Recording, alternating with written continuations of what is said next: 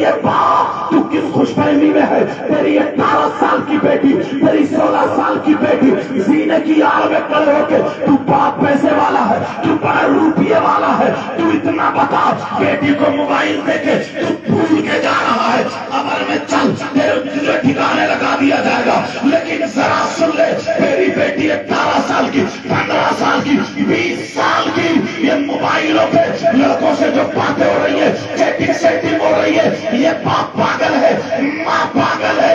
میں پوچھنا چاہتا ہوں کتنے گناہ کر رہے ہو؟ ارے یہ گھر آ دیا تو تمہاری چیخیں آ جاتی ہے، کسی کا مکان ڈا دیا تمہاری سستی نکل جاتی ہے، مسجد آ گئی، لیکن تمہارے گھروں میں دین لایا جا رہا ہے، تمہارے گھروں میں دین لایا جا رہا ہے۔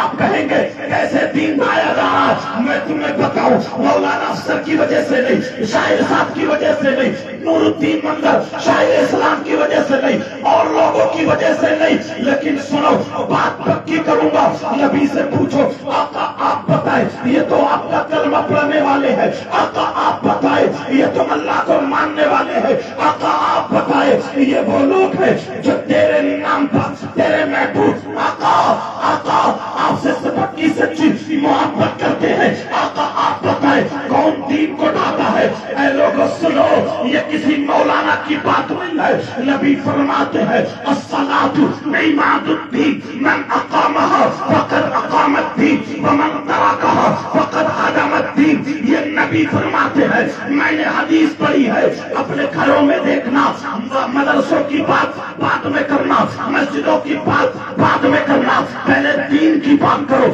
تمہارے گھر میں دین ڈھایا جا رہا ہے، صبح کو ڈھایا، دوپہر کو ڈھایا، شام کو ڈھایا، تمہارا جرم کتنا ہے؟ تمہارے گھروں میں روزانہ دین کو ڈھایا جاتا ہے۔ نبی فرماتے ہیں الصلاۃ عماد الدین، دین نبی فرماتے ہیں نماز دین کا ستون ہے، من اقامها فقد اقام الدین، جس نے نماز کو قائم رکھا اس نے دین کو قائم رکھا، ومن ترکها فقد هدم الدین، جس نے نماز کو چھوڑا اس نے دین کو ڈھا دیا۔ اب مجھے بتاؤ تمہاری گھر میں 3 بیٹی ہے، 2 بیٹے ہیں، یا 3 بیٹے 2 بیٹی، یا 1 2 3 5، یا جتنی اولادیں ہیں، مجھے بتاؤ فجر میں نماز پڑھ رہی ہے اور باپ نہیں پڑھ رہی ہے؟ تمہاری بیٹی نہیں، تمہارے بیٹے فجر میں نہیں پڑھ رہے، دین کو کون ڈالا؟ کوئی مولانا نہیں، کوئی نیوز نہیں، موبائل پہ نیوز نہیں ہے، یہ حدیث ہے، حدیث نبی فرماتے ہیں جو نماز کو جس نے ترک کیا اس نے دین کو ڈھا دیا۔ فجر میں تمہاری اولاد نے دین کو ڈھایا، ظہر میں تمہاری اولاد نے دین کو ڈھایا، عصر میں تمہاری اولاد نے دین کو ڈھایا، مغرب و عشاء میں تمہاری اولاد نے دین کو ڈھایا۔ اور باپ زمین جوتتے جوتتے مر جائے گا، پیڑ کاٹتے کاٹتے مر جائے گا، گنا چیرتے چیرتے مر جائے گا، مگر حساب نہیں دے پائے گا۔ ورنہ آج بھی توبہ کر لینا، مبارکباد دینا رضا المصطفیٰ صاحب کو، انہوں نے جو پروگرام کیا ہے یہاں پر یہ باتیں تمہیں سننے کے لیے مل رہی ہے، دوسروں سے مجھے کیا مطلب ہے؟ تمہاری بیٹی صبح کو دین دھائے، تمہارا بیٹا صبح کو دین دھائے، دوپہر کو دین دھائے، شام کو دین دھائے، کسی باپ کو تکلیف ہوئی، کسی ماں کو تکلیف ہوئی نہیں ہوتی ہے تکلیف۔ افسوس، بڑا افسوس، کچھ دنوں پہلے گوشت بند کر دیا گیا تھا، چوراہوں پہ ذکر ہو رہا تھا یار اب کیا ہوگا، گوشت بند ہو گیا، ارے یار اب کیا کھائیں گے، گوشت بند ہو گیا۔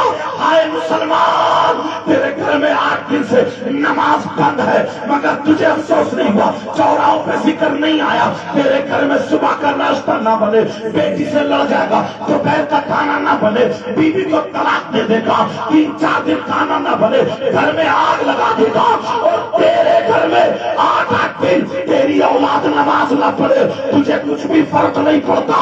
جب تک فرق نہیں پڑے گا پٹو گے، کٹو گے، لٹو گے، جہاں جاؤ گے پٹو گے۔ تم بات کرتے ہو غریب نواز کی، بات کرتے ہو مولا علی کی، بات کرتے ہو حسن حسین کی، بات کرتے ہو صابر پاک کی، بات کرتے ہو اعلیٰ حضرت کی، بات کرتے ہو اللہ والوں کی، کوئی مائی کا لال ہو تو بتا دے، غریب نواز کی 1 ٹائم کی نماز چھوٹی، مائی کا لال بتا دے، بڑے پیر صاحب کی 1 ٹائم کی نماز چھوٹی، مائی کا لال بتا دے، صابر پاک کی 1 ٹائم کی چوٹی ہوش و حواس میں تھے تو کوئی مائی کلال بتا دے حسن حسین کی نماز چوٹی.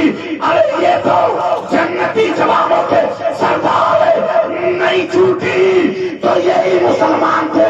اگر جوگی جنرال سامنے آیا جادوگر آیا پھر تیری راج آیا سب کو ٹھکانے لگا دیا. اور یہی ہوا. سارے مسلمان یہی کہتے نظر آئے وہ کوئی اور ہوگا جو اپنا ایمان